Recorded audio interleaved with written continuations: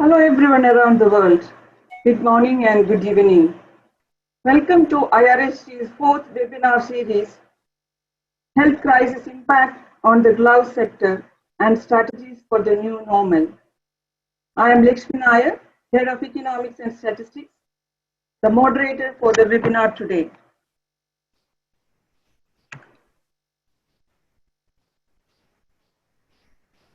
So we have two speakers today. Dr. R.K. Matthan, who is currently the Director of Vista Corporation, and Ms. Shilpi Mehrotra, who is the Project Director of Client Group. Just few housekeeping directions for the participants. All attendees will be muted for the entire time of the webinar. And attendees can pose their questions in the Q&A area. And the questions that are not published certainly will be answered offline. And after the Q&A session, attendees are strongly encouraged to participate in the survey. To set the scene for today's webinar, I will share a few facts and figures. We humans are going through a not normal phase.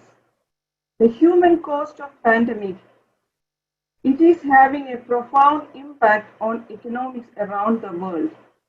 Some economies already open, some are in transition phase, and some are still in containment phase of this pandemic.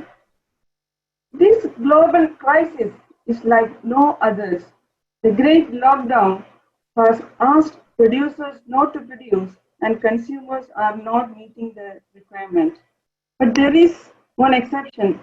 The healthcare industry and the medical industry and the PPE is an exception to this general trend. Healthcare sector is one among the better performing industries during this COVID-19 crisis. Just looking into some facts on this, the rubber latex usage, inclusive of natural rubber, SBR latex, and NBR latex, is around 22% of the global rubber consumption. If we look into the glove segment, it takes around 10% of the global rubber consumption. But 70% of the gloves consumption is concentrated in the Western world, but that is produced exclusively from the Asian region. Of course, this pandemic has certainly changed the current glove demand per capita. We have seen two-digit robust growth for the glove shipment in Q1 from the two major producers, Malaysia and Thailand. And we have noticed that the lead time in many factories has dragged from the usual 30 to 40 days to 120 days now. Certainly, the webinar will address two questions. Economic prediction is more linked to the epidemiological prediction. Use of the gloves for the personal protection, cleaning, beyond the use of healthcare sector, is it going to be a new normal? Is there any regional transformation in the natural and synthetic rubber gloves production capacity and the NBR latex capacity in the new normal phase? So our two eminent speakers today, Dr. Matthan, who is going to address the latex usage in the new normal, a perspective of sustainable healthcare and safety in the post-COVID environment. I'll introduce Dr. Matthan. He is currently the Director of Vista Corporation. Along with that, Dr. Matthan wears so many other hats. He is advisor to many of the gloves producers and the latex-based R&D organization. Dr. Matthan holds a PhD in rubber science and fellow of the Institute of Materials, Minerals and Mining. And also he is a fellow of the Indian Rubber Institute. Over to you, Dr. Matthan.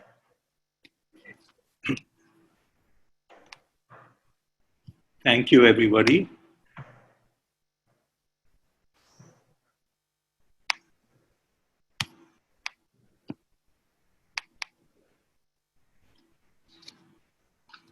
Good day, everybody. I hope all of you are safe in this present disturbing environment. At the outset, let me thank IRSG and especially Dr. Lekshmi Nair for inviting me to participate in this seminar. The trajectory of this pandemic as it rolls across nations will have a profound effect on the contours of the rubber industry going ahead. Of course, the glove industry seems to have become a beneficiary of the pandemic, as gloves are an integral part of the PPE, of which we hear about every day.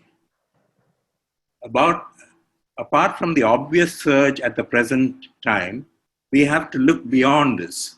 And when the dust settles, we have to see, and man is able to control the virus with vaccines or whatever means. We have to see how the latex industry and the rubber industry will be there. I would like to start with a brief historical perspective because that has a bearing on the current situation.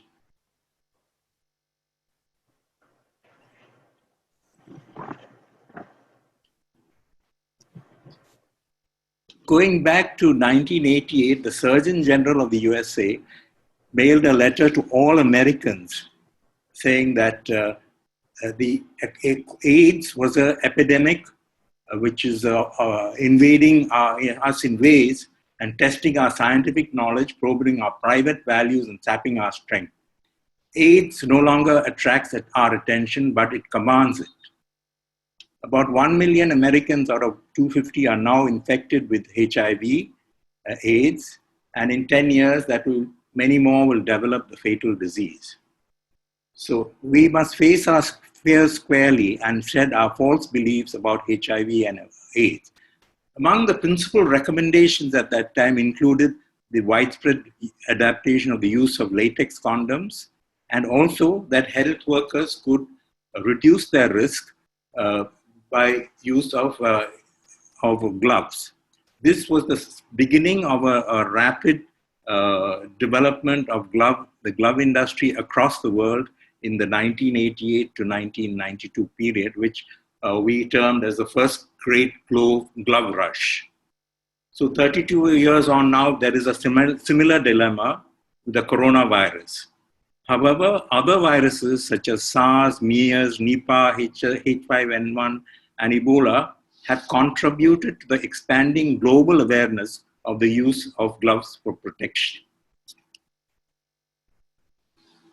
So you could see that in the period of 1987 to 2000, the glove consumption jumped from 2.5 billion pieces to 30 billion pieces at a compound growth rate of 23%. And North America was the major recipient of the gloves, with Europe at 31%. Hundreds of glove manufacturing units were established around the world, especially in latex-producing countries in the 1990s. Rapid expansion with poor manufacturing practices, quality sacrificed to cost, exacerbated the latex allergy problem.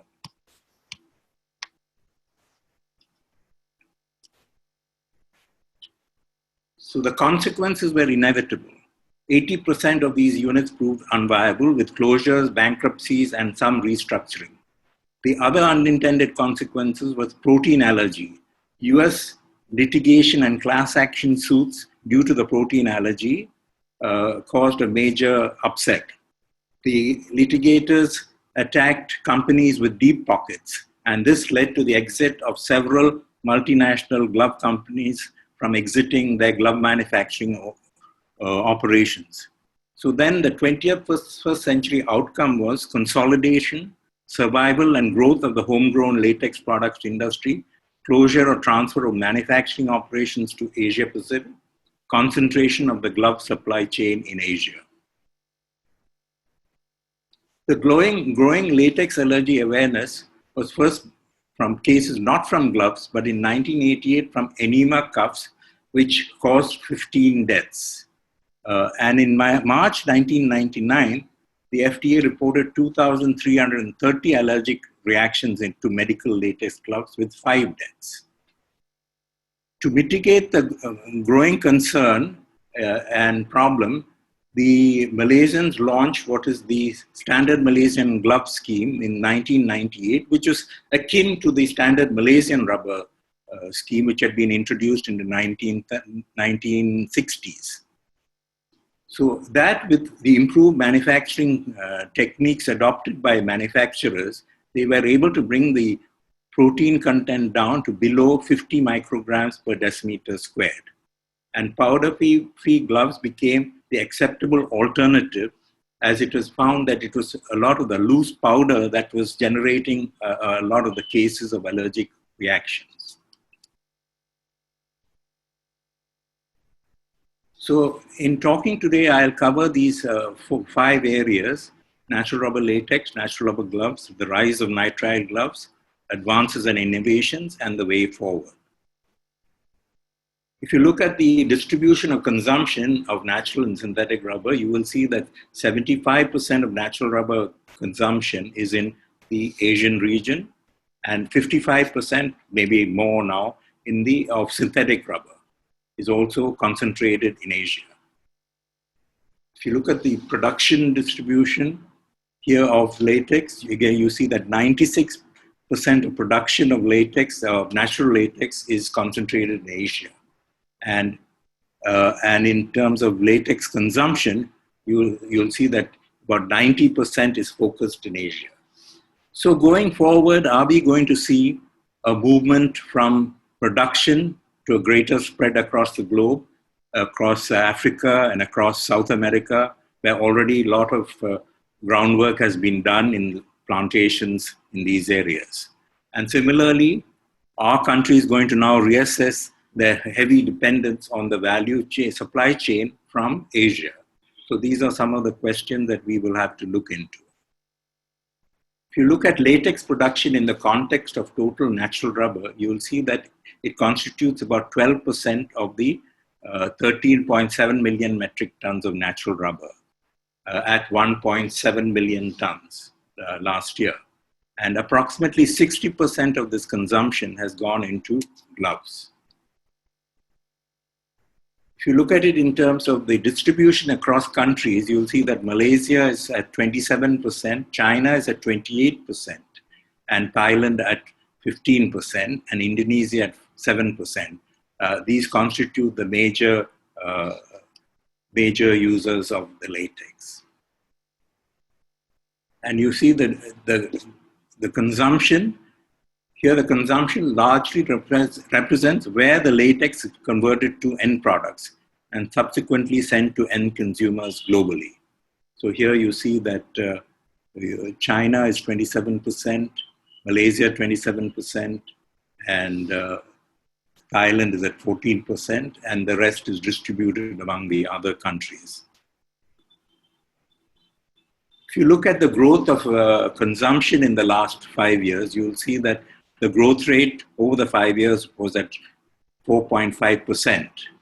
And if we look at what is likely to be a sort of a projected growth rate at 4.5% and maybe at an accelerated rate of 5.5%, you will see that by 2024, the projected growth of latex consumption could go up to nearly 400 to 500,000 metric tons. Current demand, because of the COVID-19, need for NR latex medical products is strong, and an estimated maximum to minimum growth of about 500,000 metric tons can be anticipated. Moving to natural rubber gloves, first is the product segmentation shows that medical gloves account for nearly 54% of the total glove, total latex product production, consumption, and 6% are all the other gloves. So 60% is the total segmentation of latex gloves in the whole latex product sector. Incidentally, condoms, catheters, and rubber threads are also likely to have ancillary benefits during the present post-COVID-19 period. If you look at Malaysia's exports over the last 5 years, you'll see that on the one side, you see the trend in terms of surgical gloves, latex thread, catheters, condoms, and foam, and the figures are given there. And on the right side, you see that the exam and other glove, non-medical gloves are at a different level and running at a much higher level. And we're looking at the compounded annual growth rates, you'll see that it ranges from 10.84 for gloves to 4.3 for surgical gloves and 3.77 for latex thread. Catheters and condoms did not witness much growth in this period, but this could well change in the current scenario. But other countries have rapidly increased their catheter and condom consumption production overall. Foam products have been making a remarkable turnaround, and there's been a big shift towards natural rubber latex foam in the developed countries, and this should continue to reflect in strong growth for foam latex products. This sort of gives you a snapshot of all the imports of rubber products into the US with the surgical and medical gloves and other gloves seen there at nearly $2.6 billion during the period 2019, contributing about 9.5% of total rubber products imports. The catheter imports are also quite significant, but these cover a very wide range of rubber catheters and also catheters incorporated into various other medical components. If you look at the US import trend for gloves, you will see that Malaysia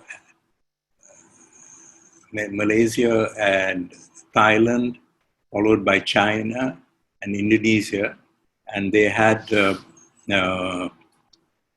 fairly robust growths in the period between 2015 and 2019.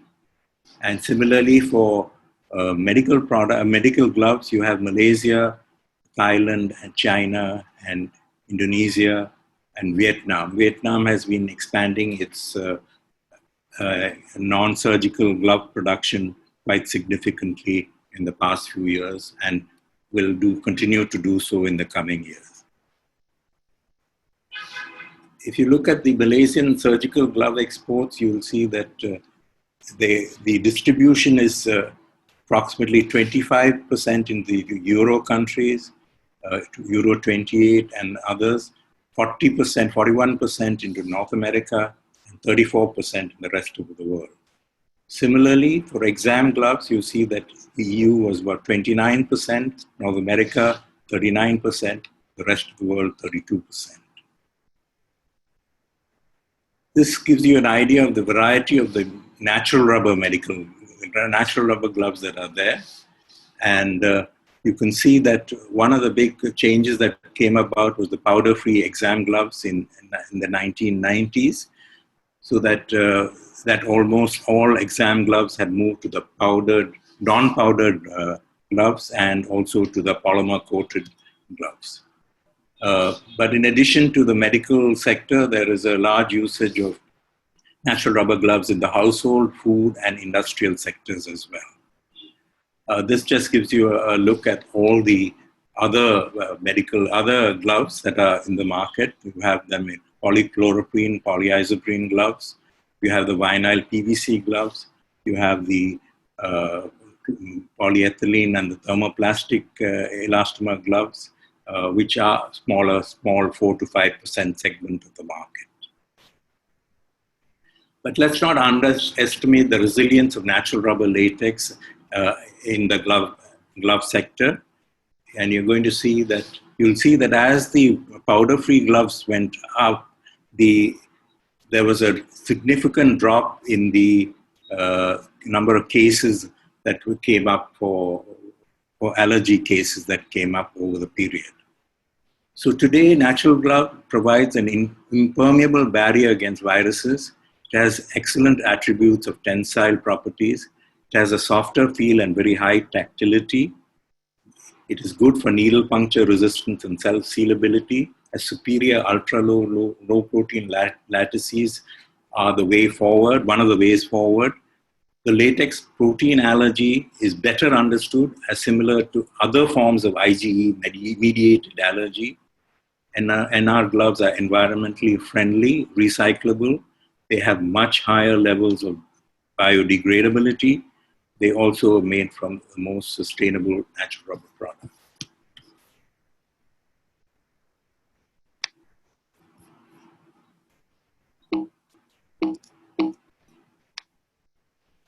So if you look at the distribution of glove manufacturing in a large manufacturer, you'll see that about 54% is natural rubber, combining of powdered, powder-free, and surgical, and 40% is nitrate. Of course, this will be where different companies will have different strategies based on their markets, and this is just sort of a typical scenario that you can see in the industry today.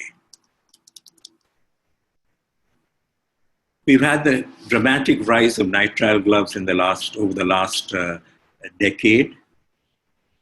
This just gives you the trend in terms of prices, and you can see that the prices are somewhat similar in terms of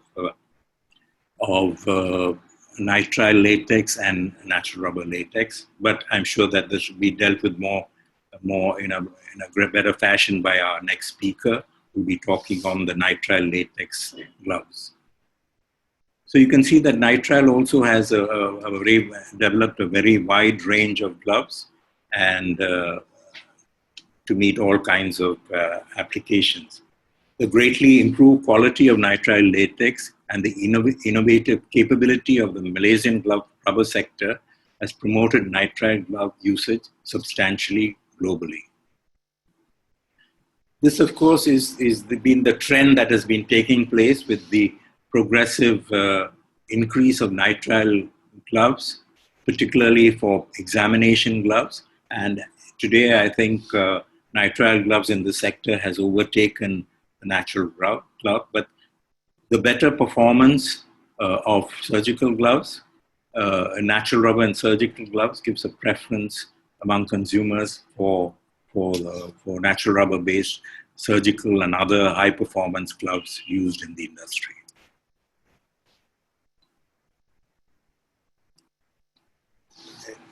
Nitrile will, in my view, face a number of challenges in the future as its usage expands very dramatically in the surge that is taking place now and in the post-COVID period. The monomer toxicity and sustainability will be questioned, as these are fossil fuel derived materials. There is the question of residual monomer in the lattices. Type 4 allergies are still there, not the protein allergies, but the chemical related allergies. Are these gloves, is nitrile nitrosamine and nitrosatables? This is a question that will be increasingly researched. Does a constant skin contact of the acrylonitrile, which is also correctly known as alkyl cyanide, have an effect in the long-term usage of gloves? What about the sweat extractability of the gloves, and what does it remove from the glove when it is worn periodic, say, for continuous lengths of time or used very frequently? Just as proteins allergy sensitization for individuals came out from very long-term and continuous use of the natural rubber latex glove. The nitrile is less resistant to alcohol than is natural rubber, and with the large-scale use of sanitizers, are you going to get some effects on the stability of the glove? What about the oxidative degradation that can occur with the alkyl cyanide component of the nitrile and the toxic degradation products of the end-of-life incineration? Because that is one other thing that is a matter of great concern, because when you incinerate, you're going to get toxic gases from the incinerator. So these will be challenged with parallel development of zero sensitization protein-free natural rubber latex gloves with superior virus transmission and inhibition properties. So if you look at nitrile rubber, you've got two components on the top. You've got butadiene on the left, and you've got the acrylonitrile, which is correctly known as vinyl cyanide, just like vinyl acetate or vinyl chloride. And then you've got the third component, which is quite frequently there, the carboxylated nitrile. So you have these three components in the carboxylated nitrile glove and latex. The vinyl cyanide acrylonitrile is a toxic, colorless, pale yellow liquid, harmful to the eyes, skin, and lungs and the nervous system. It may cause cancer. Prolonged exposure to acrylonitrile could occur and be harmful if traces of residual monomer remain even in ppm quantities. Today, nitrosamines and others are measured in ppb quantities, and the regulatory requirements are also moving from ppm quantities to ppb quantities. So do you really want to be wearing a glove which has got 30% of its surface is covered with vinyl cyanide? And this is what is one of the concerns that one will have to face going forward in the use of nitrile gloves. The extraction data with artificial sweat and acetic acid shows a fairly high degree of extractability from nitrile gloves. And this data done by a leading latex manufacturer was presented at one of the international latex conferences a couple of years ago. And now you can see that up to nearly 50% of extraction can take place of migratable ingredients.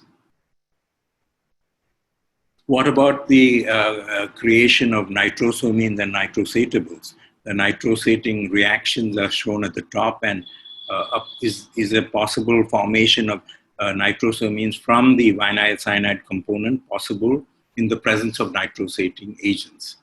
We come across nitrosating agents all around us in our daily lives, including things like petrol, diesel, cigarette smoke, etc. So you do have continuous exposure to nitrosating agents, and whether these can have an impact is something that we have to determine. But getting back to the central issue of natural rubber latex gloves, what are the factors in the new normal post-COVID era? You have raw material sources, supply chain. Natural rubber supply is diversified across the globe, renewable. Elasticity of rubber latex supply is there. The glove product supply chain, will there be redistribution and a return migration? The strategic capacity in consumer countries, will this be now re-established? The number of glove consuming countries has been steadily increasing. Malaysia exported to 166 countries in 2019, whereas it only had a quarter or it's a fourfold increase compared with 2018. So more and more countries around the world are coming to need to use gloves as these various pandemics and epidemics occur, and the need for hygiene and sanitation and protection increase. And then do we meet the regulatory requirements of ultra-low toxicity, food contact safe, type 1 protein allergy contained, type 4 chemical allergy reactions eliminated, and latex and gloves that are nitrosamine and nitrosatable free, so that we have a sustainable, carbon neutral, recyclable, biodegradable product. So if you look at the current and future supply chain, you currently have Thailand, Vietnam, Malaysia, Guatemala, Indonesia, and Cameroon who export. And in the long-term potential in Asia, you've got Cambodia, Philippines, India, Sri Lanka, Myanmar, and Laos. Latin America, Colombia, Mexico, Brazil, and Peru. And Africa, Cote d'Ivoire, and Nigeria, Liberia are also, and of course Cameroons are there. So there is a potential that the supply chain can be strengthened across the globe. The pandemic has spiked the demand for rubber gloves and other rubber-based health products, and there was an increase, it's anticipated to increase by 30% in the current year because of the surge in demand. And the total elastomer consumed in glove manufacturing, NR latex constitutes about 40%. It is been suggested that the pandemic could generate 150,000 tons of additional natural rubber latex demand in the rubber healthcare manufacturing sector in 2020. And in that event, Malaysia would need and have an additional latex consumption of about 75,000 tons. However, this demand increase has not yet been reflected strongly on the ground at present and may represent a longer-term possibility as many countries with less allergy concerns could switch to natural rubber gloves in their PPEs. The capability of the supply chain to respond, it has failed to respond effectively in the surge to international demand due to the epidemic because of the excess concentration of both glove production capacity and major raw materials in Southeast Asia. There was a disruption of glove production due to the lockdown restrictions. There was a disruption of raw material flows across land borders, and the capacity of sea lanes was reduced due to the sharp drop of global demand for many products. Nitrile latex supply has quickly become very tight, with producers reportedly sold out of their capacity through Q2 2021. And the fixed and finite plant capacities, difficulty to ramp up butadiene supplies quickly in response to rapid demand surge because of the extended supply chain. What lessons can be learned to improve the resilience and rapid response capability of the sector for the next pandemic? The pandemic, natural rubber has inherently more supply elasticity than nitrile, and it's only 12% of total natural rubber demand. So there is surplus processing capacity to convert natural rubber to latex. Also, Southeast Asia concentrated but significantly non-Asian supply chains are available for potential glove manufacturers in Europe, North America, West Africa, and Central America, from West Africa and Central America. Natural latex landed inventories are always available in Europe and North America, which is not so much the case at present with nitrile. New production capacity for glove production could have the capability to run both natural rubber and nitrile. A nitrile-only plant might become useless in a future pandemic if the finite nitrile latex capacity is not immediately sold out. Let us look at some of the advances and innovations in natural rubber for latex for gloves. One of the big areas that we have concentrated is on getting the proteins out of the latex, and there are several processes, and I'm only dealing with the one that I've been most familiar with, and we have worked over the years to develop a multi-stage deproteinization process. There's the first stage is done in the field latex, where we remove the surface proteins. Then we do the treatment on the field latex of the magnesium to remove the magnesium, which also removes additional proteins. And then in the third stage, we use an allox adjuvant to try and remove the rubber-bound protein. So through this process, and finally, the centrifuging and 21-day maturation gives a latex which has almost non-detectable levels of proteins.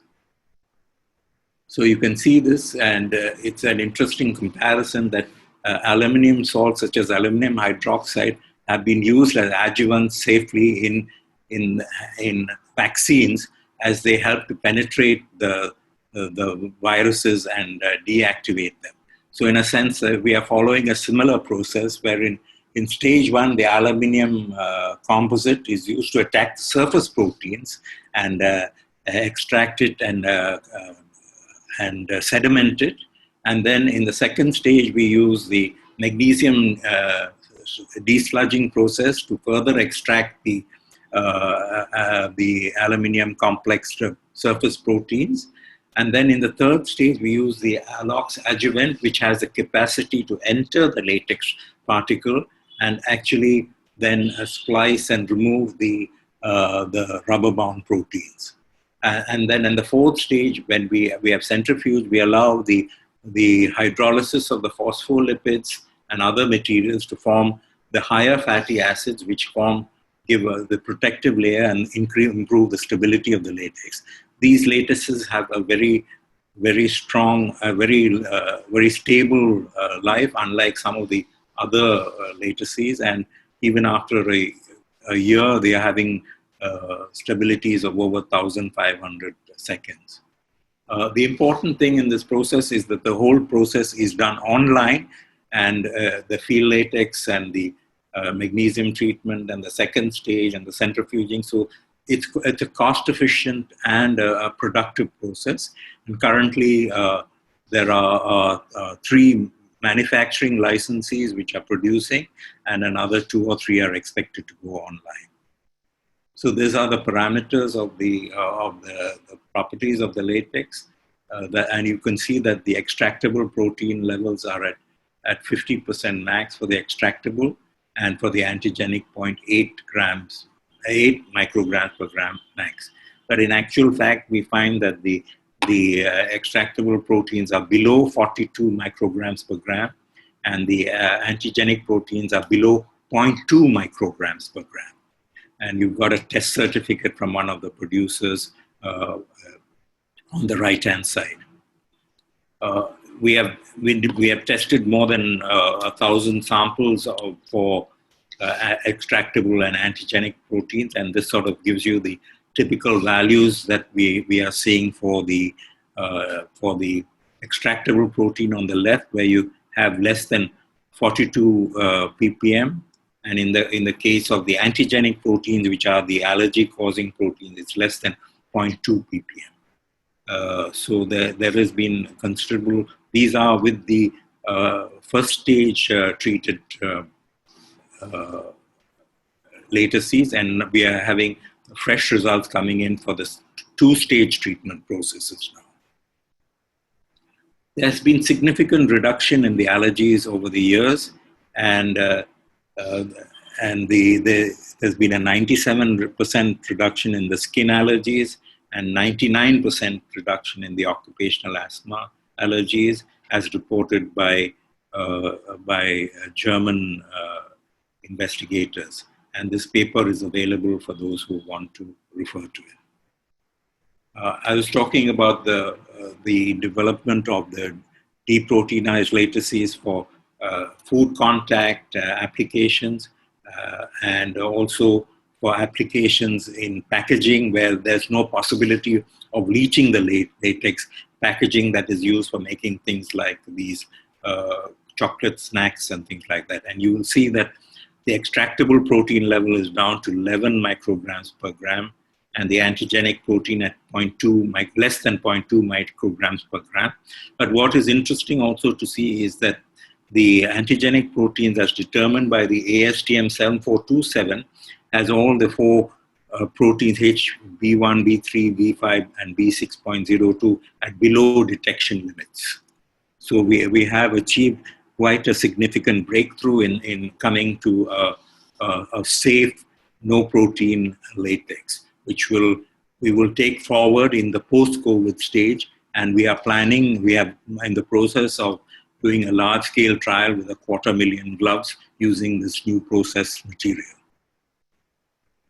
We have also been able to develop nitrosamine-free latexes, because the requirements for nitrosamine-free latexes, particularly with the new regulatory requirements in Europe and America, are quite stringent. And here we have this latex, which is going for use in teeth, as a permissible limit is 0.01 for the nitrosamines, and migratable nitrosatables to 0.1, and the latex meets these qualifying standards quite well.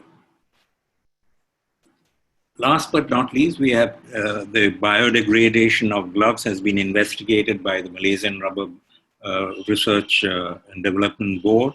And you can see two such results where you can see where 24 weeks of burial in two different types of soils gave significant biodegradation of the natural rubber and much less biodegradation of the nitrile rubber. And the two extracellular rubber cleaving enzymes are showing promise. One is the rubber oxygenase ROXA, and the other one is a rubber oxygenase named latex clearing protein. So along with making the latex safer in terms of its protein nitrosamine properties, we're also working on ensuring that the end-of-life biodegradability of the latex is also being progressively improved. So in summary, natural rubber latex gloves of the 21st century are far superior to those of the early 1990s. The latex allergy problem, which tarnished the image of natural rubber latex back in the 1990s, was substantively solved several years ago. This is widely acknowledged by medical experts in the field, though the issue still lingers in the imaginations of some consumers and buyers. There is no reason for this, especially given the development of the new technologies briefly described. Nitrile latex is not without actual and potential problems of its own. The natural rubber supply side is inherently more flexible with its capacity to ramp up very rapidly in a new crisis. Special natural rubber lattices such as the no ammonia, nitrosamine-free, ultra-low ammonia lattices and variants now coming commercially on stream offer new sustainable options and potentials for glove manufacturers going ahead. So do we have a process of selection or symbiosis where we both live together? Rubber trees help reduce global warming. Rubber plantations can be considered contributions to reduction of global warming through the carbon sequestration process that removes carbon dioxide from the atmosphere in plant parts, products, litters, debris, and soil. Total carbon sequestered in rubber plantations range between 235 tons in 30 years to 574 tons over a period of 30 years.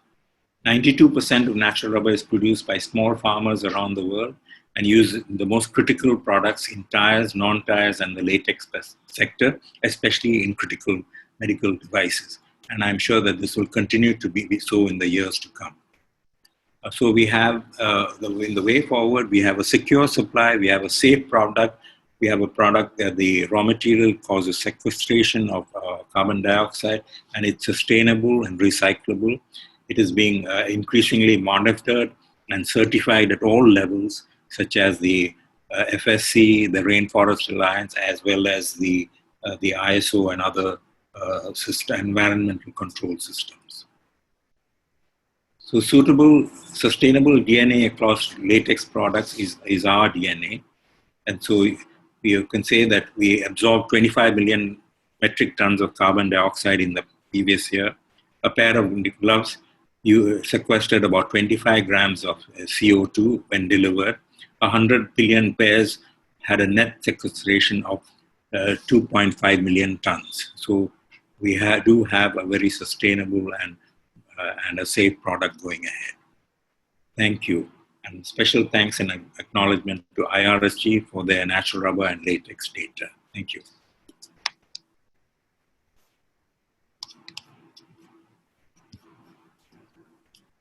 Thank you very much, Dr. Matthan, for your deeper analysis of the NR latex gloves and putting that more from a biodegradable point of view as well as from a sustainability point of view.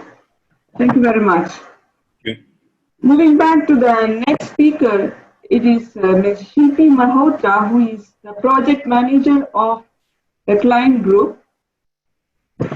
She is having an extensive international market research experience and conducted many market research projects related to chemical industry, especially focusing on the NBR as well as SBR latex side.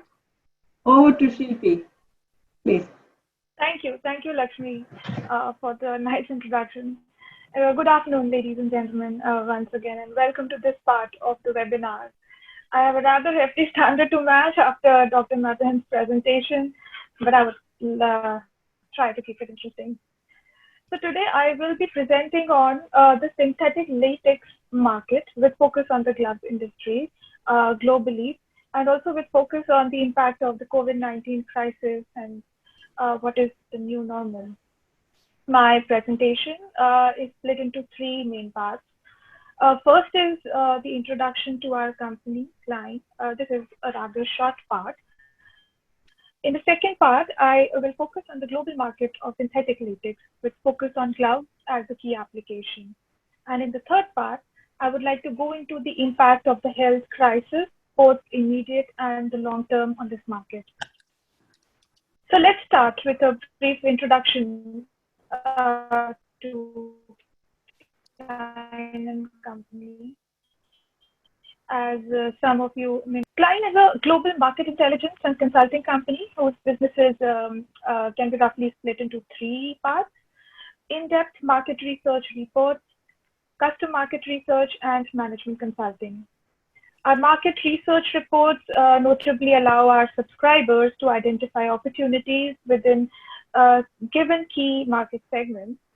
Custom research offers customized services and answers specific needs, and management consulting services are focused on solving business issues and implementing strategic solutions. Klein is a truly global organization which allows our company to answer clients' needs all over the world. The company is present in both Americas with headquarters in New Jersey, in Europe with offices in Brussels, London, and Prague, and also important presence in Asia with offices in India, China, and Japan. The market research reports, and this is where the source of our information is coming for today's presentation,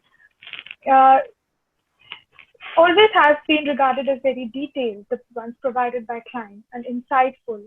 And this is mainly due to the methodology used, which includes a unique focus on the primary research in addition to the secondary research, where the aim is to get the information at its source. The topic of today's discussion, that is the synthetic latex gloves, synthetic latex in gloves, comes from a very important franchisee of Klein, the Synthetic Latex Polymers Program. It is a topic that the company has been active in for around 50 years. Since the last decade, we offer a comprehensive overview of all the key markets worldwide. The key facts and insights that I will be sharing in today's presentation are sourced from this program of Klein. So now we come to the topic of our presentation today, and without more ado, I would like to present some key facts from the global synthetic latex market. Here we will see the global synthetic latex market with focus then on the styrene butadiene latex consumption, and then diving into the AB nitrile latex, or also called the NBR latex, for the gloves market. Firstly, let's see how the global synthetic market is, synthetic latex market is. Before I continue, let me give a very brief background here. What all is included within synthetic latex polymers? It is several different chemistries, main ones being acrylic latexes, all types of styrene butadiene latexes, BA copolymers, homopolymers, and others. The consumption has been studied in several big and small applications, such as paints and coatings, adhesives and sealants, construction, paper, non-woven, textile, gloves, and many others. So estimating in dry tons, the global synthetic latex market is around 13.4 million. North America is the largest market, holding around quarter size of the global consumption. Well, in North America here, we are including US, Canada, and Mexico. The second largest market is China, of course, with also a quarter size of the global market, close to that. The fourth largest market is Europe, and the fifth one is Southeast Asia. So I would like to spend some more time in Southeast Asia here, which is essentially the ASEAN region. In terms of synthetic latex, this region holds between if we look at the overall synthetic latex market, this region holds between 8 to 8.5% in the global share by volume. And I would like to add here that out of its total consumption of synthetic latex, 45 to 50% is AB nitrile, which is the key latex used in the manufacturing of synthetic gloves. This region is the global hub for rubber glove production, as we just saw in Dr. Matthan's presentation, including the synthetic rubber glove. Malaysia alone catered to around 63% of the total demand of rubber gloves globally in 2019. And taking the whole of Southeast Asia region together, this share is quite above 80%.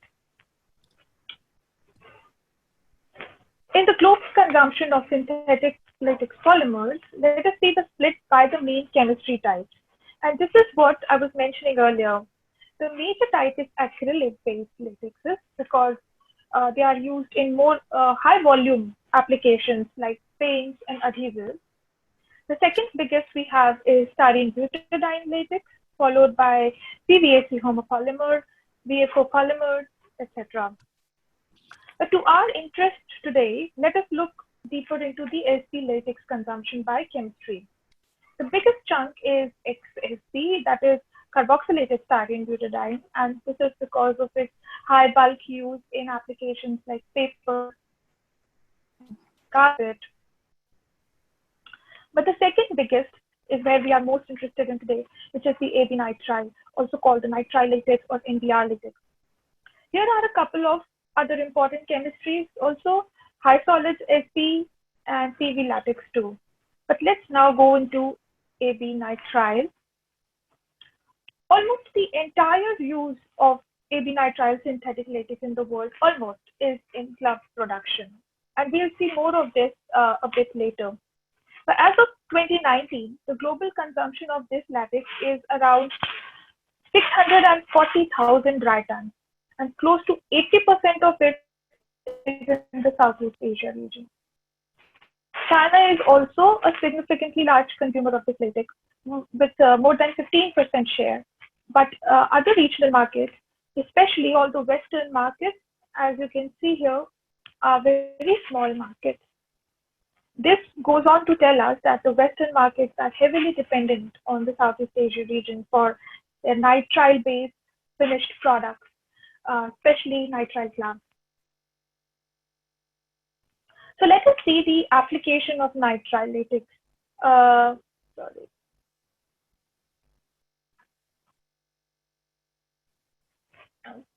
Sorry, I'm having some demand problems scrolling down.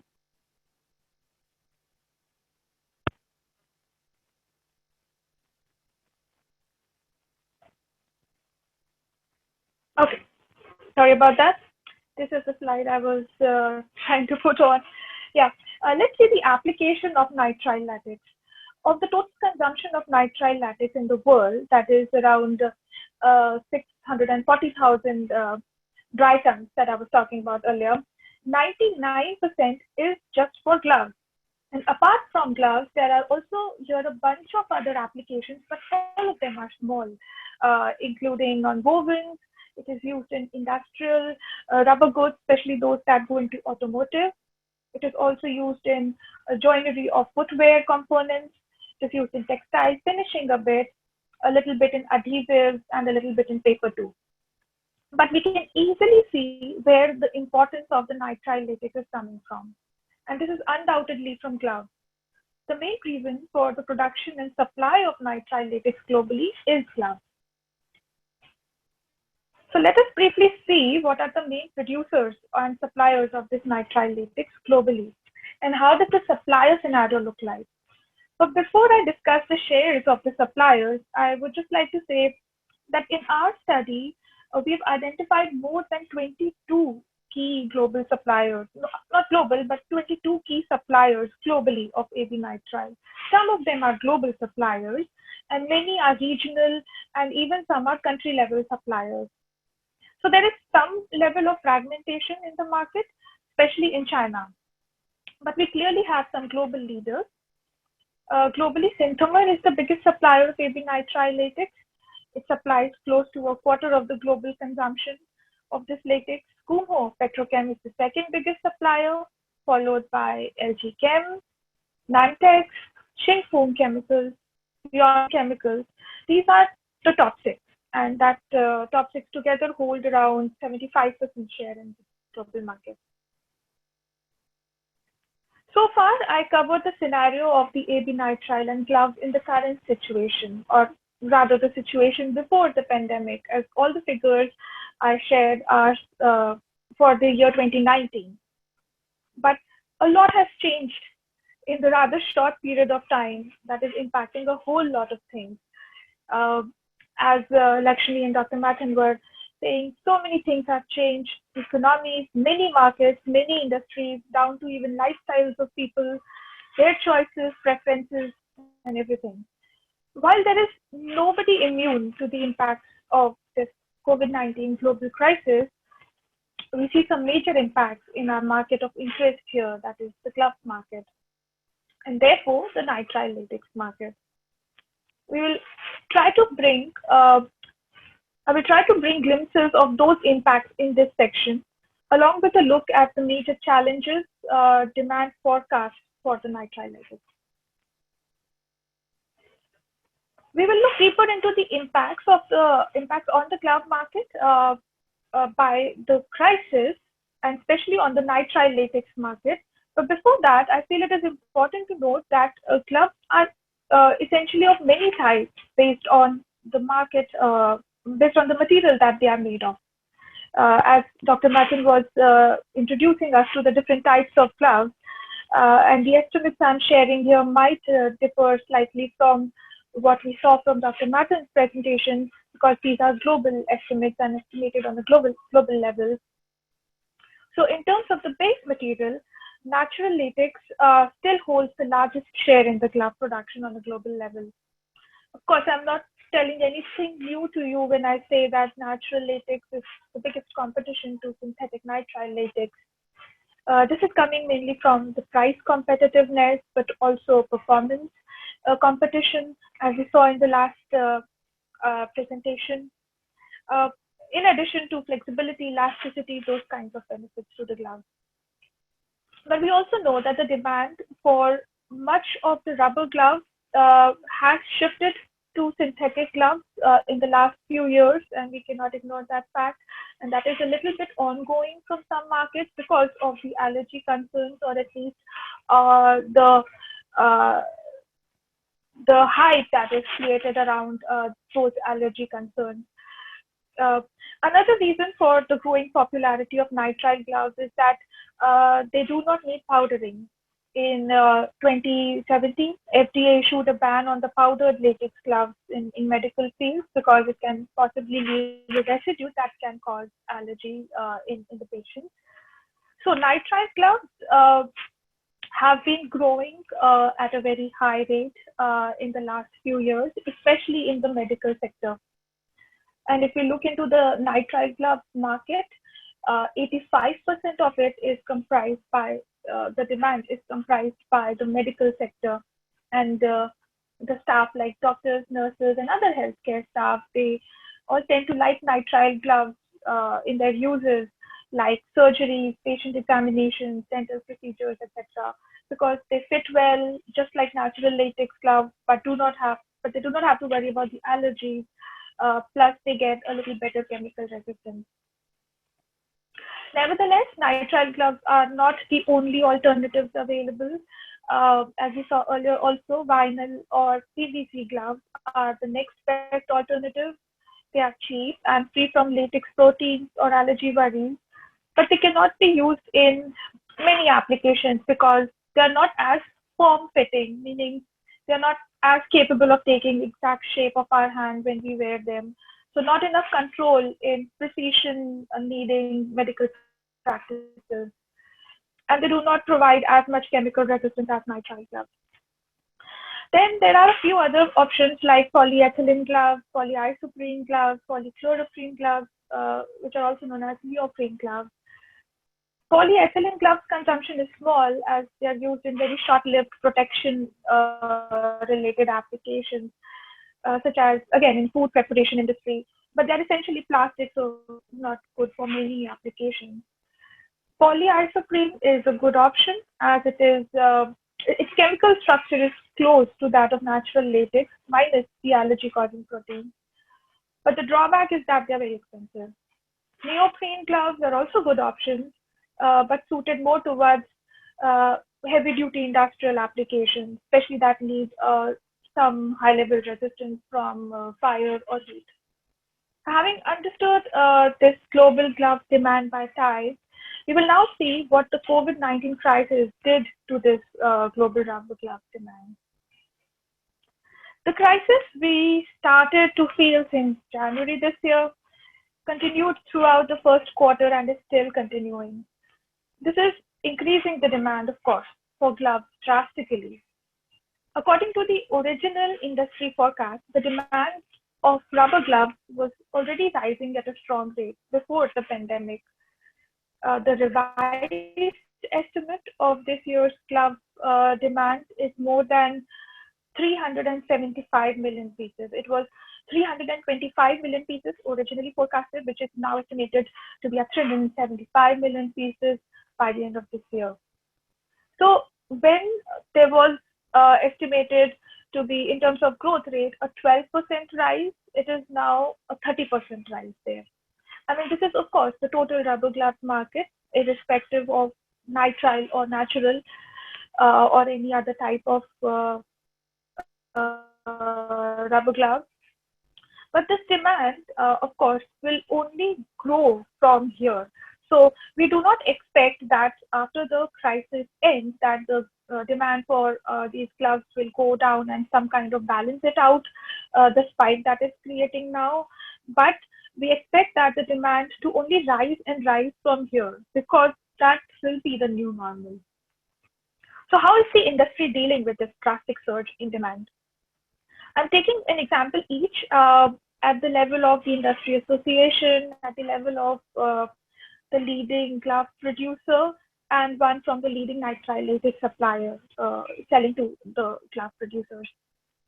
MAGMA, that is the Malaysian Rubber Gloves Manufacturing Association, at the collective level, is taking actions to live up to the global expectations, mainly by ramping up production wherever it is possible. It is critical to note that ramping up production has not been easy, because the pandemic has been hitting these countries too and causing their authorities to take measures such as lockdowns to control the spread.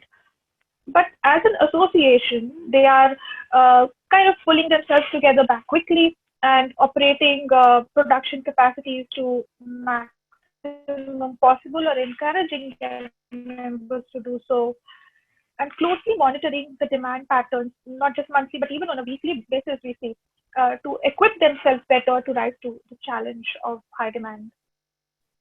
Further, even MAGMA has decided to donate 18 million pieces of gloves to Wuhan. Let us see on the glove manufacturer level how they are coping. So I'm taking example of Top Gloves, which is the biggest producer of rubber gloves globally. And that is kind of also doing the same thing, increasing the utilization rates of its production plants wherever possible. Again, it's not easy, but they're trying to do it wherever possible. The company is targeting 200 million pieces a day of production. Recent capacity expansion that the company did in Malaysia, well, not so recent, but it's a process of expansion that it did between 2018 and 2019, has definitely been helping in this situation. And it has also plans for a further capacity expansion that is supposed to be completed by 2021. And that will, of course, further contribute to the global rising demand, which, like I just said, is only going to rise from here. At the latex supplier level, let us look at Synthomer, which is the largest supplier of the synthetic nitrile latex. The company did record much higher sales of nitrile latex in Q1 in 2020 as compared to the same period last year. The additional 90 KT capacity that Synthomer has added recently in 2018 in Malaysia is now greatly paying off, of course. Though the company claims that the per unit margins of nitrile have reduced a bit from the last year. This might have to do something with the price competition from natural rubber. I will elaborate on that a little bit later.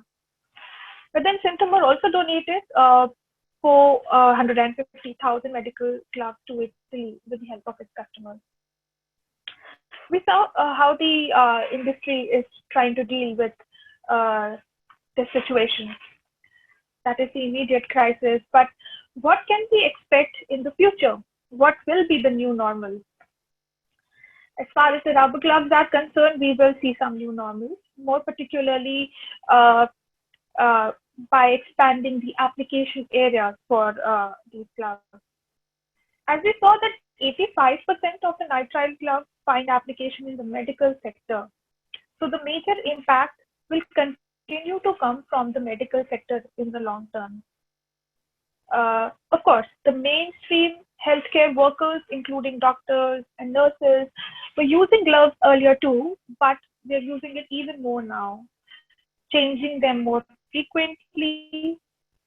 So that is to say that the demand rises from the mainstream healthcare providers that are involved in treating or taking care directly of the COVID-19 patients. And new COVID-19 patients, we can say, may not stop coming in for quite some time, even after the maximum effect of the virus pandemic is over. Then there are non-mainstream healthcare, like hospital staff who register and admit patients, and many others who were not necessarily directly involved in the treatment of or care, but and they were not using gloves earlier, but are mandatorily using them now. And it is likely to continue this way. Then we come to those healthcare facilities that are not involved with COVID-19 in any way, but also are increasingly becoming wary of getting those kinds of patients. So to be more protective of their own health or even their facility as an organization, most of the staff is required to wear gloves. So medical sector as a whole will be a huge contributor to the demand growth as it calibrates itself to the new normal. Then there will be many other sectors bound to see new normal practices as far as using gloves is concerned. WHO recently declared the use of disposable gloves as integral in all kinds of food and food-related service providing businesses. Similarly, FDA has made food code recommendations on using disposable gloves in food processing, food-related services, and even in food retail chains. These practices will be there to stay and will become the normal thing. Now, if you look at the cleaning and janitorial sector, the demand of gloves is surging from this area as well, because the cleaning staff fears most exposure to the virus. Also, the demand of cleaning services itself is rising because the need of sanitization and sanitation is growing even greater now. One area where we saw a short temporary demand decline for gloves is the industrial sector, because many industries of the world were temporarily shut down, partially or completely for a period of time due to the lockdown impositions. But we see the industrial sector is slowly coming back up now, and the demand is expected to rise from this sector as it was organically supposed to rise before the pandemic. So that will come to normal. These were some of the obvious demand areas. But in addition, we will also see now that the demand is coming from new areas, a change that specifically the pandemic has caused. For example, the security staff of all places, be it residential, commercial, airports, railways, are now needed to wear gloves. And not just security staff, but all services that deal with public in big or small numbers are now required to wear gloves. It was not like that before, but quickly becoming the new normal. When the shopping complexes and movie theaters open, we will likely see all staff there too are required to wear gloves, which will be their new normal. We already see this. In the shops and in the supermarkets that we visit. The staffs are wearing gloves. Even some customers are wearing gloves. same we will see in restaurants where not only the chefs but all the other staff members serving food anyway related to the services will be required to wear gloves. Police workers are wearing gloves even though it doesn't go great with their uniform. Uh, so in general, some of the people like you and me who are coming out to public places and markets when required are also wearing disposable gloves.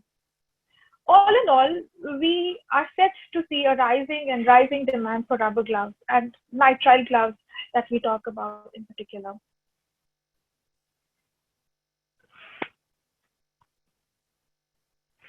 Okay, the opportunity to cater to the rising demand will not come without challenges.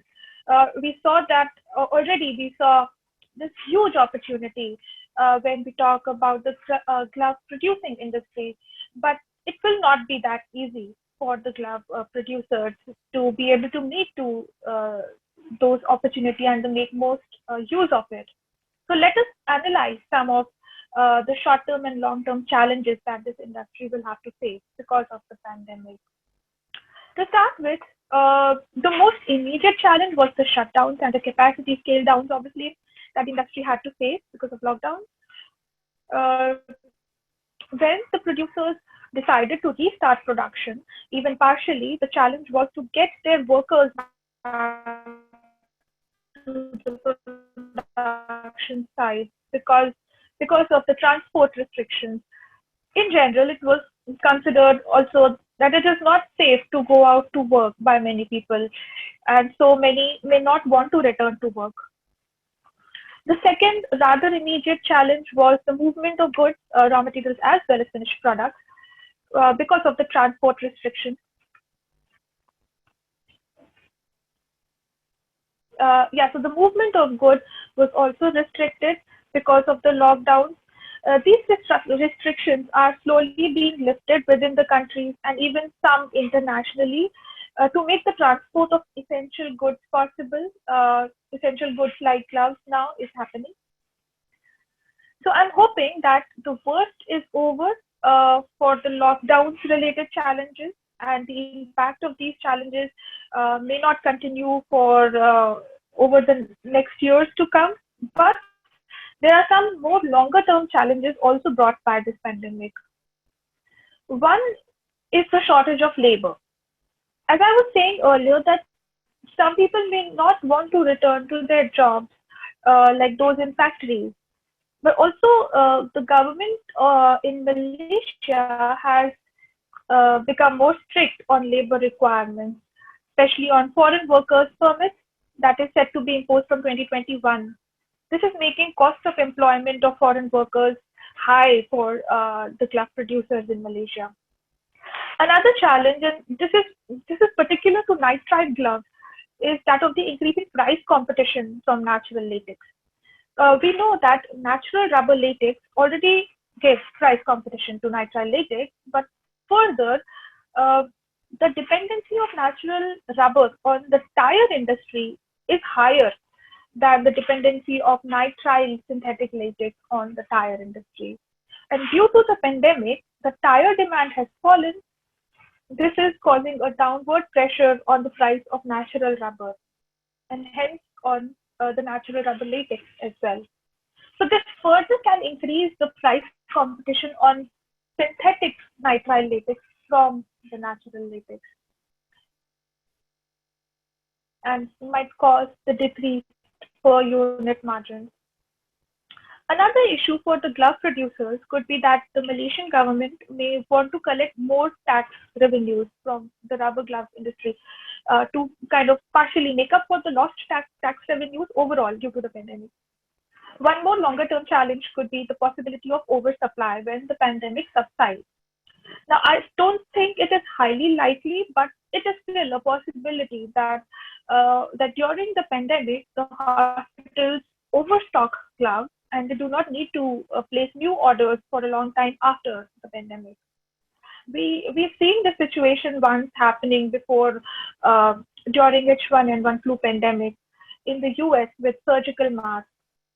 So it is possible, but I think the current pandemic is a bit different, as it might not go away as distinctly, but subside only slowly. A rather likely longer term impact, and this also Dr. Matthan was mentioning, could be that the Western countries start to think in terms of getting some production of glass back to their own countries. They have been long dependent on high outsourcing and imports from Asia, especially Malaysia, Southeast Asia.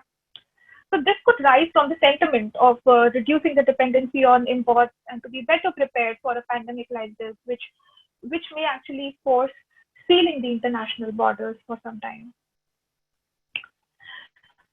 So in the end, I would like to give you an analysis of the forecast of the nitrile latex demand caused by the COVID-19 pandemic.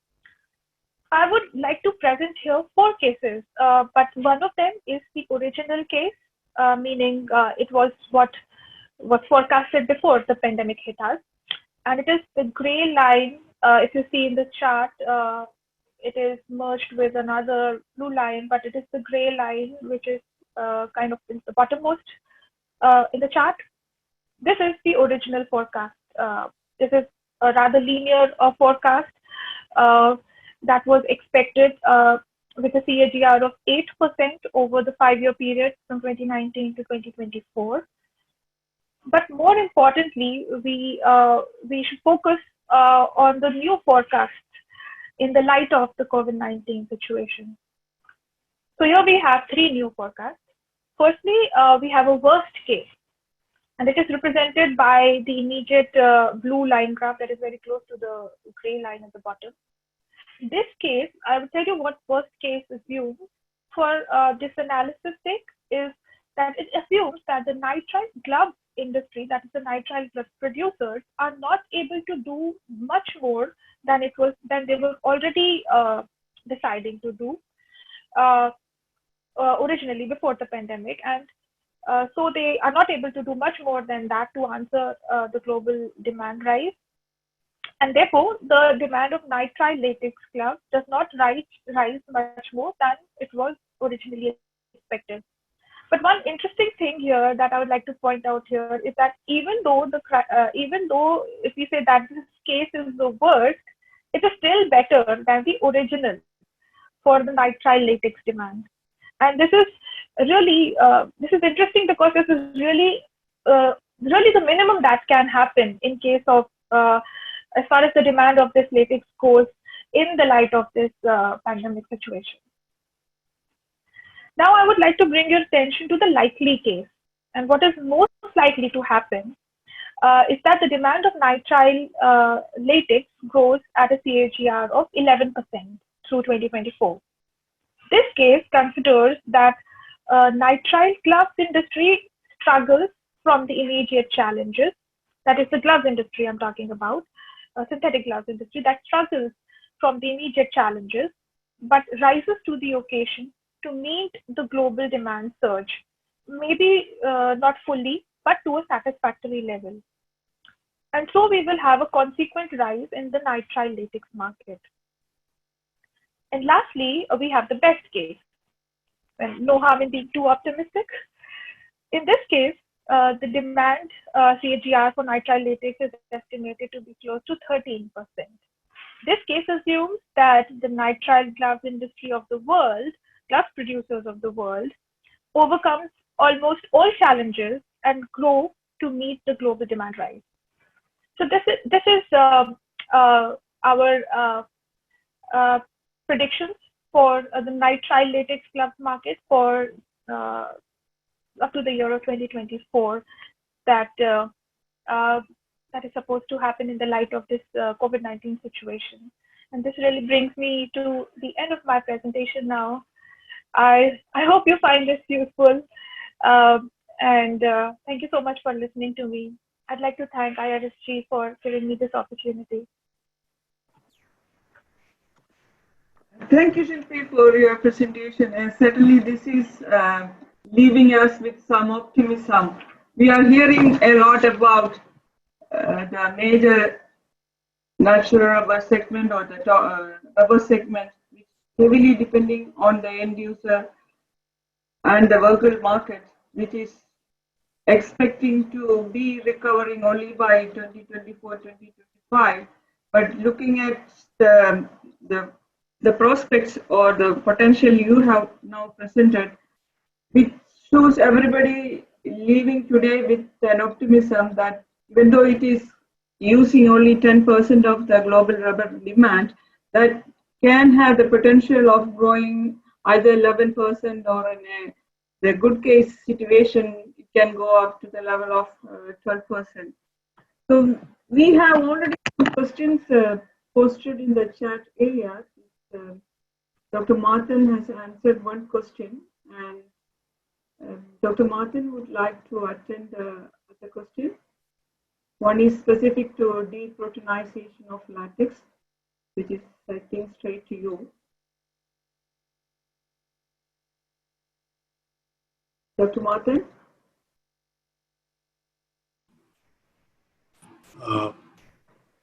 With regard to the question of deproteinizing, this has been a patented process, and it involves not just the plain addition of aluminum hydroxide. It's a composite formulation, and there are other factors involved in doing it online. You can do something very simple in a laboratory, but when you're doing it online, there's a much more complex issues involved. But today, these manufacturers are producing and selling deproteinized lattices at a reasonable price of just 3 or 4 cents above normal latex price.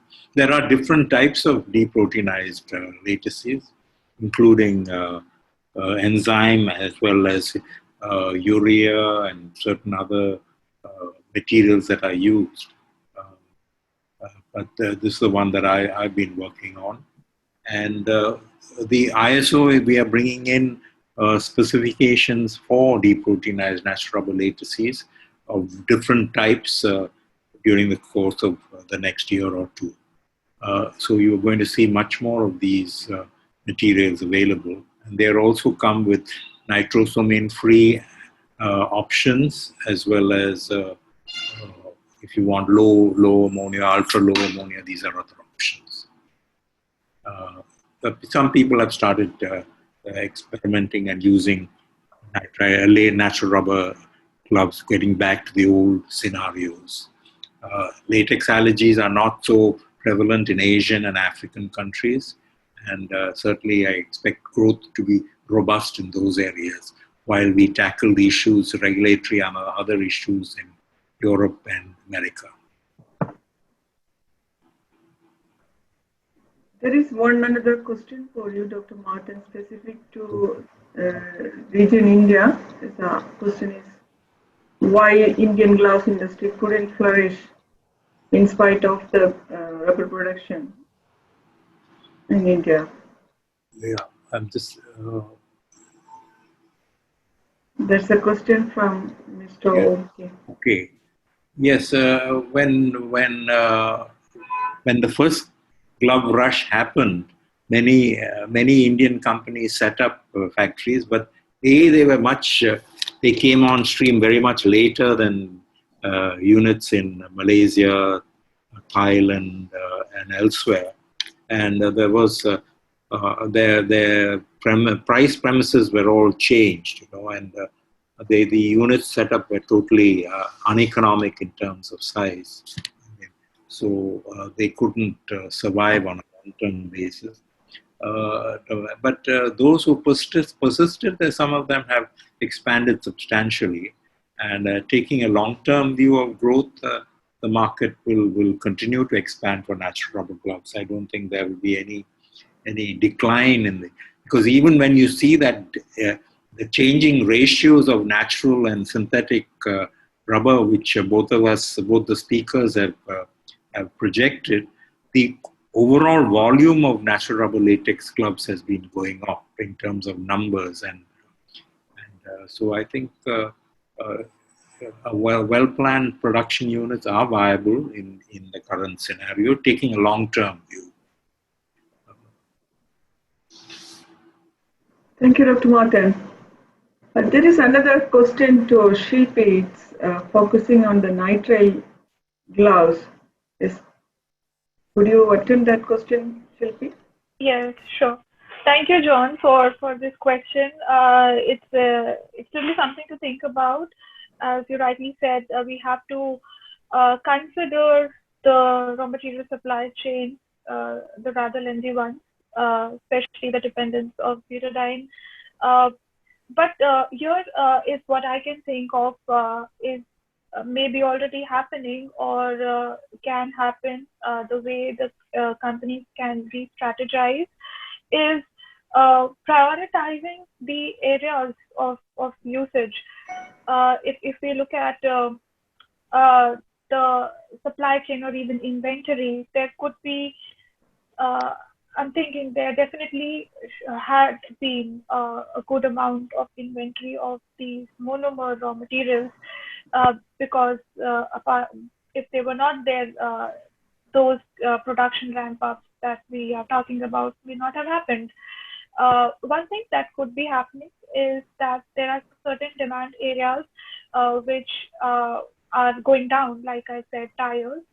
So rather than you know having the same raw materials go into certain types of application, they're prioritizing them going to more gloves or other healthcare related areas. Uh, but if it continues in the long term, this is definitely something that will not be the growth that we projected will not be met only by the inventories, and the raw material supply chains needs will have to open up, at least the way they were before, partially. I hope I answered your question. Yes, thank you, Shilpi, for answering that question. Certainly, this is something which will come today or tomorrow because transformation of the capacity from where it is now heavily concentrated and moving that to the region where which needed and which there is more need for the gloves. So then that region started strategically looking into how some of the capacity can be taken from Asia to other region, even at the might be at a higher cost, but from a strategy point of view, this type of changes we can expect, and we can see this as a new normal in terms of NR capacity moving or its NBR capacity moving. Or then the question is NBR latex capacity. Is it possible to move from one region to another when we look into the heavy investment perspective? This is something to be looked into seriously because that region also have the feedstock availability, but the investment is high. It is possible from a long-term perspective. Okay, we have another interesting question to both the panelists, which is coming from Malaysian Rubber Manufacturing Association. Mr. Chan is asking to both the panelists about the increase in demand for 2020 could be nearly 70,000 tons of rubber demand.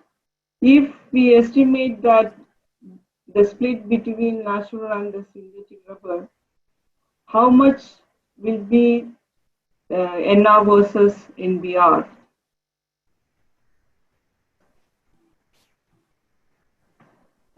Dr. Matthan or Shilpi? Sorry, I didn't get the question. How much is there going to be a 75,000 ton? Yes, if it is a 70,000 tons of increase in rubber demand, how much is the ratio between NR and the NBR we can expect? I think it will be probably around, depends what, 30 to 70, 30, 40 of natural to 40, 60 of nitrile maybe. But I think in the short term, it's going to be difficult to get that kind of increase because in terms of nitrile, because extra availability of nitrile is a constraint, I think, Yes. So I think I do foresee more people opting to take natural rubber gloves, and we see more and more of, if you observe in people using PPEs, you'll see more and more of the white natural rubber gloves coming into play. Yeah, so you can it's difficult in a topsy-turvy situation like this to predict anything reliably. But in the long term, I predict there will be a solid growth in natural rubber use in gloves. Okay, thank you, Dr. Matthan. Shilpi, you would like to add anything to this question? No, I don't think I would have anything new to add to this additional to what Dr. Matthan just told us. Okay, there is one more question. It's a possibility of the NR rubber gloves made out by using dissolved rubber, or is it going to be only latex route? It's an interesting question. It's Dr. Matthan or Shilpi who like. Well, it is if you look at polyisoprene latex, and butyl latex, both are made from dissolved rubbers. Actually, the cis polyisoprene, synthetic cis polyisoprene latex, high cis, is not made from emulsion process. They are made from solution processes where they replace the solvent by water, by the aqueous medium. But then the cost factors are very different. It's a factor of 5 to 6 times more expensive. So that is a limiting factor. And you do have polyisoprene gloves, and you do have that type of glove available, but their usage is very confined. Okay, thank you very much to all the participants as well as the speakers, because we have already closed our webinar time. First of all, I like to thank Dr. Matthan and Shilpi for joining us today for this interesting session. And I like to thank all the participants who joined around the world today. Thank you very much to all. And I wish all of you to stay healthy and safe. Thank you. Thank you. Thanks a lot.